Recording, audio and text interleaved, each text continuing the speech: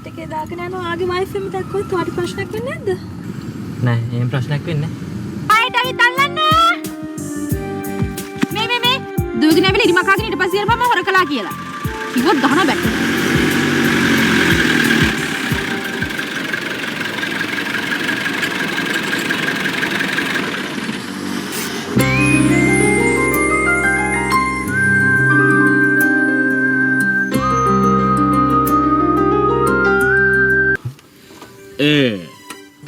මේ වරන් බඩගඩිත්තු අහගන්න බා. අපි පොඩි චට්ටුවක් දාලා බලමු. නෑ.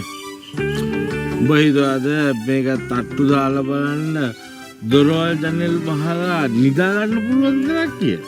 ඈ? කවුද දන්නේ වකුටු වෙලා බොඩිද කියලා? ඈ?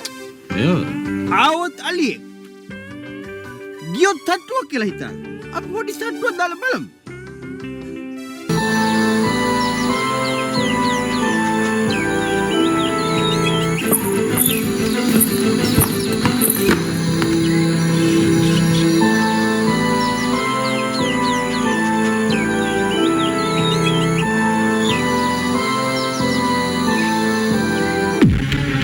වගේ මේ ඇස් දෙකෙන්ම දැකලා කියන කතාව.